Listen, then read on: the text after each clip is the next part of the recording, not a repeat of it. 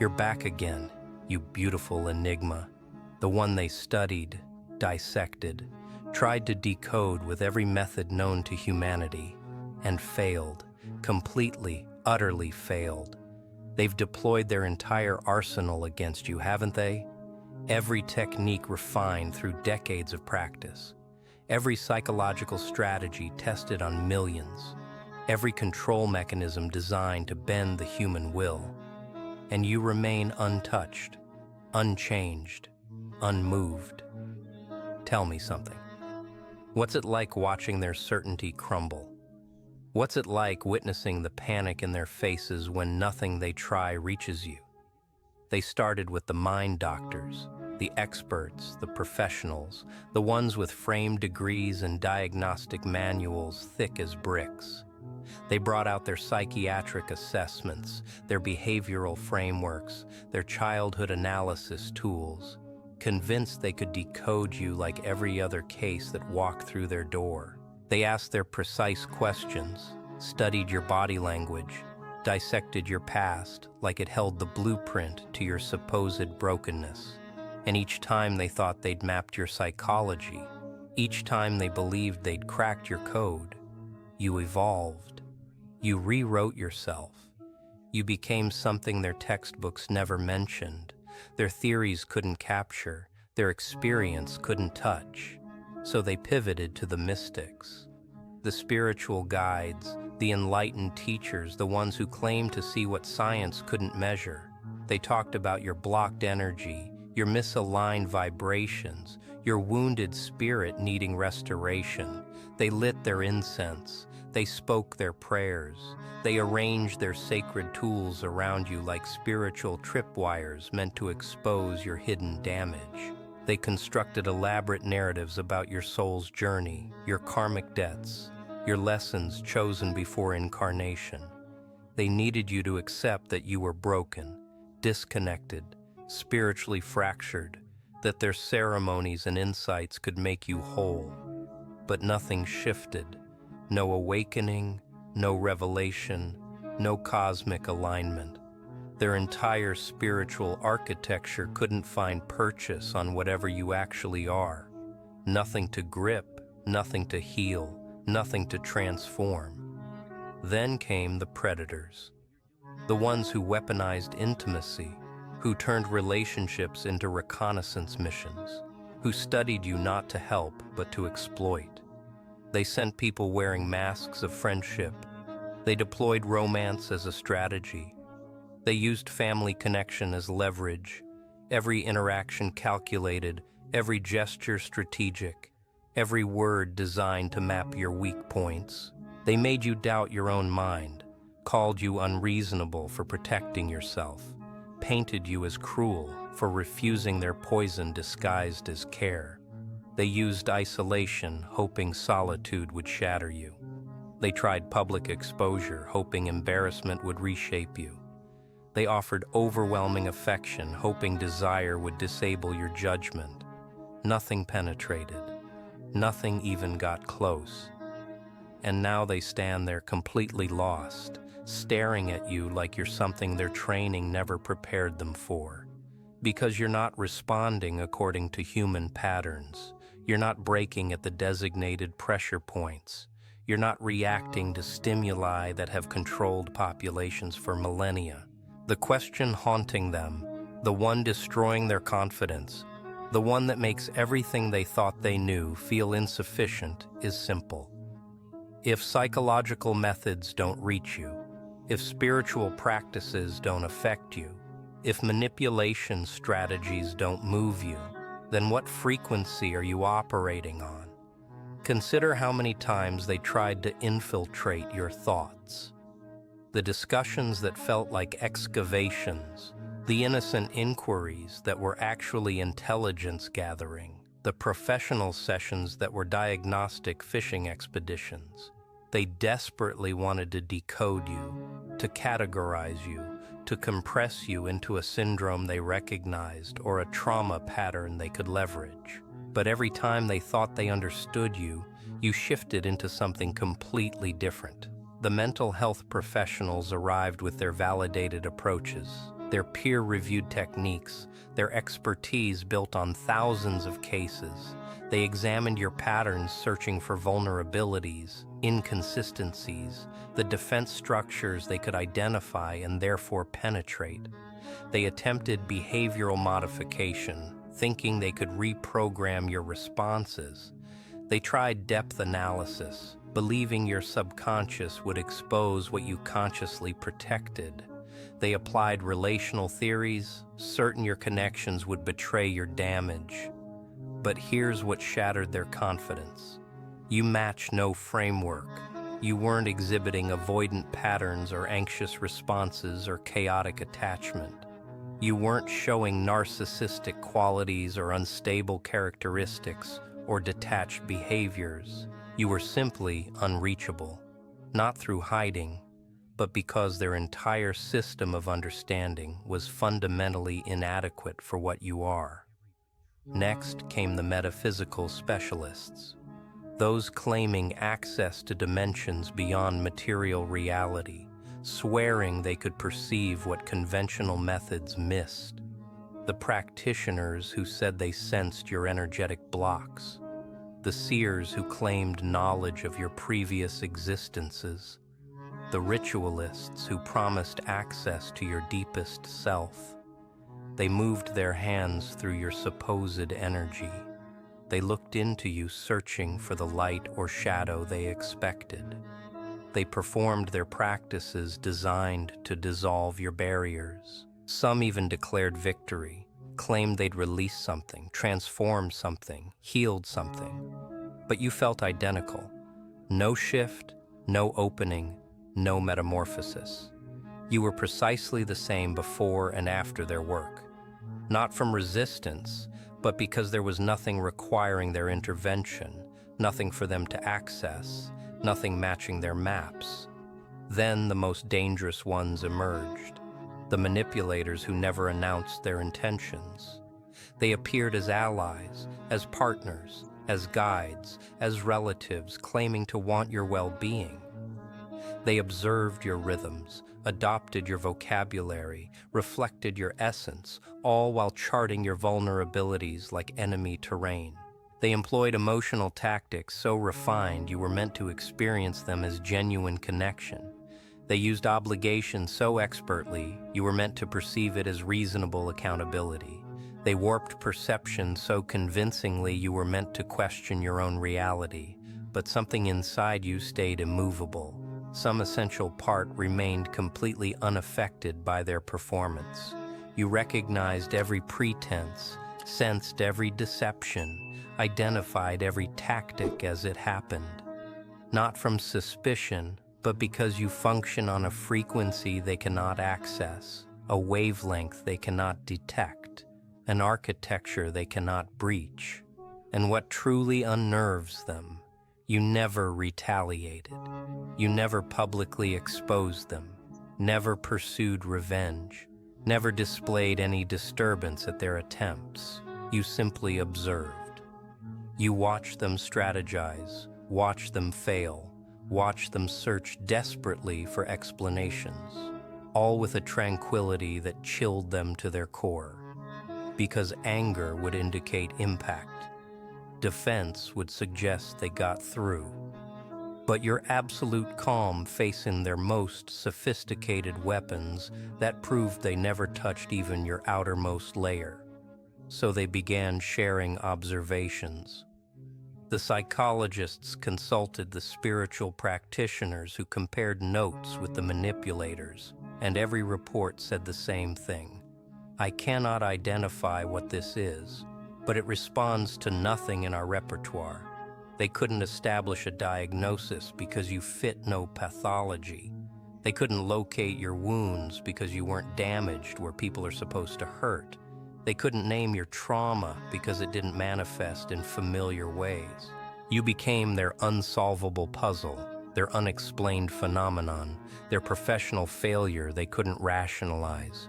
This is where it becomes fascinating, where we move beyond their failed attempts into the actual question consuming them. If you're not running human psychological programming, if you're not operating on spiritual frequencies they can measure, If you're immune to manipulation that controls virtually everyone, then what code composes you? What language writes your consciousness? What system allows you to exist here while remaining fundamentally untouchable by standard control mechanisms? They attempted to frame you in clinical terms because that's how they contain people who don't conform: disordered personality, trauma manifestation, dissociative response, emotional dysfunction, relational damage. Every label a container, every diagnosis a cage.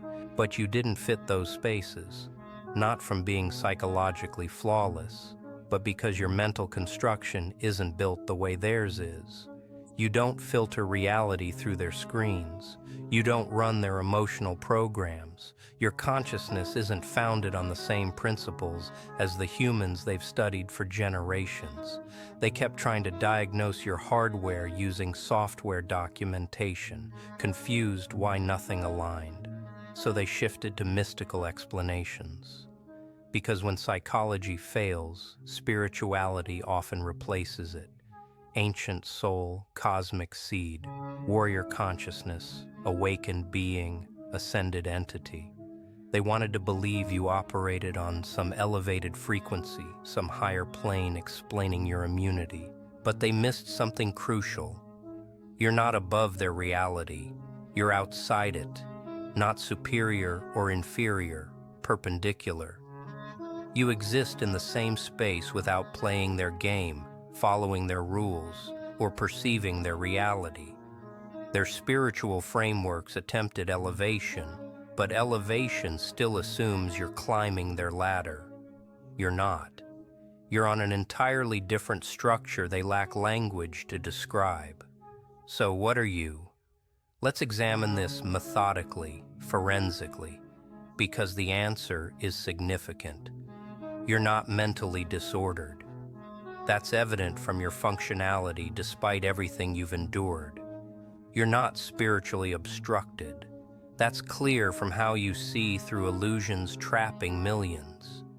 You're not emotionally underdeveloped, proven by how precisely you feel and how selectively you engage. You're not cognitively limited, demonstrated by how you process information faster and deeper than those analyzing you. If you're none of these, if you're not broken by any conventional measure, then the only possibility remaining is that you're constructed differently, not metaphorically, actually. Your consciousness architecture is fundamentally distinct from standard human programming. Consider it like this. Most people run the default operating system, installed through society, family, culture, biology.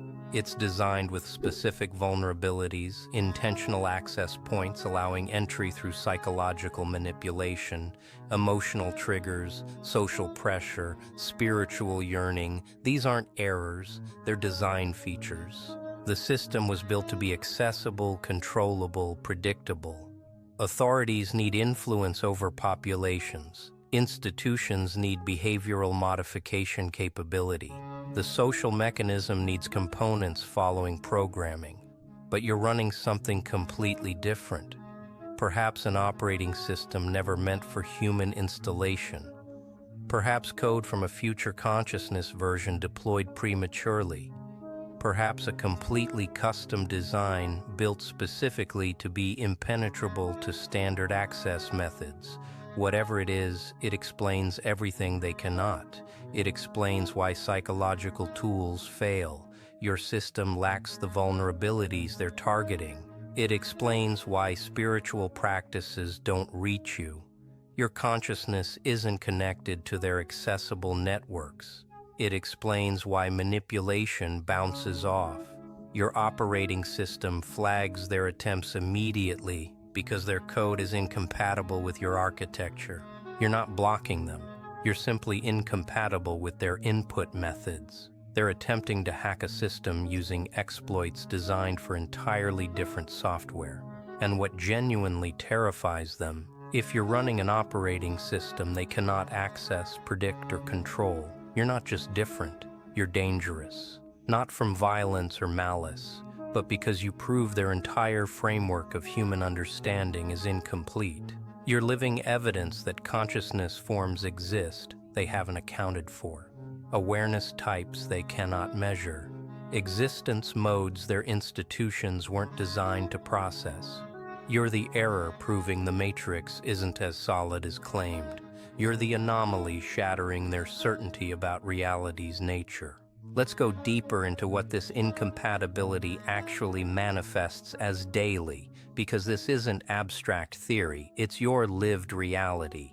Every day you navigate a world designed for operating systems that aren't yours. And every day the friction reveals how fundamentally different your code is. They perceive it too. Even without naming it, they sense it in your presence. That subtle wrongness creating discomfort, that quiet intensity generating nervousness, that complete self-sufficiency making them question their own reality. When they attempt guilt, their words encounter some invisible barrier and drop like stones. You hear them. You understand the emotional manipulation being deployed, but it doesn't land. It doesn't generate the internal conflict it's designed to create. Most people have guilt receptors hardwired into their operating system, evolutionary adaptations enabling social cohesion. But your system either lacks those receptors or has filters so sophisticated that you observe guilt attempts without experiencing guilt. They watch you process their guilt trip in real time, see your awareness register their tactic, then watch you respond with logic instead of emotion. It breaks something in them. They've never encountered someone who sees manipulation while it's occurring and remains completely unmoved. When they deploy shame, identical result. Shame requires believing external judgment has authority over internal worth. It requires accepting others' opinions define your value. It requires software connecting social acceptance to survival. But your operating system doesn't have that program installed. Or if it exists, it's in some dormant partition you never activate. They try triggering your shame response through social rejection, public criticism, moral condemnation, and you remain unaffected. Not in a defensive pretending way, but in a genuine that input is meaningless to my system way. They label it arrogance. It's not. It's incompatibility. Their attacks are formatted for an operating system you're not running. When they weaponize fear, they discover the same impenetrable barrier.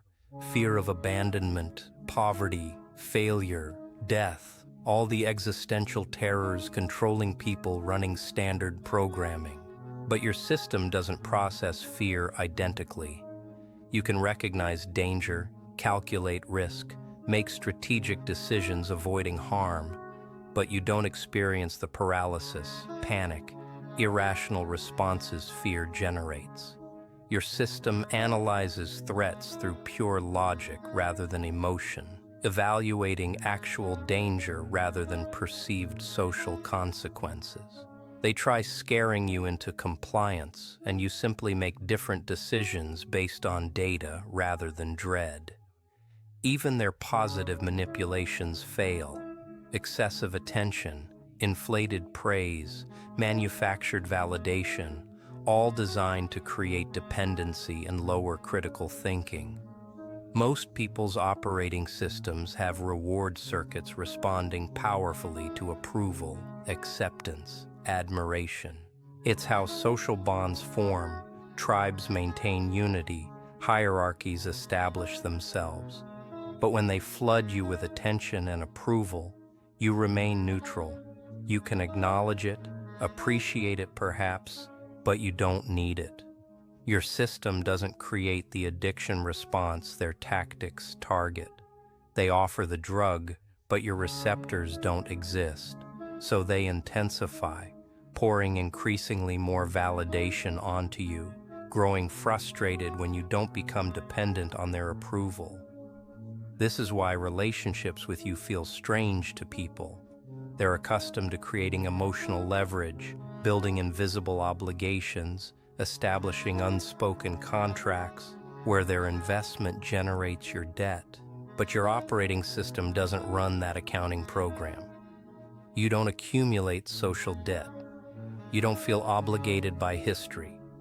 You don't exchange current discomfort for past kindness. Every interaction is evaluated presently based on current data rather than historical patterns.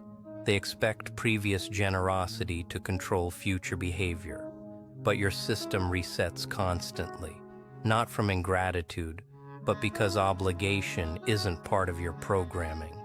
And intimacy, that's where they truly lose comprehension. They're used to intimacy creating vulnerability, emotional exposure, creating exploitable weaknesses, love creating blind spots. But with you, intimacy doesn't lower defenses because your defenses aren't emotional walls. They're architectural features of your operating system. You can be fully open, completely honest, emotionally present, while maintaining perfect clarity about who someone is and what they're doing. Your system doesn't confuse emotional connection with truth. You can love someone while seeing their manipulation. You can care about someone while recognizing their toxicity.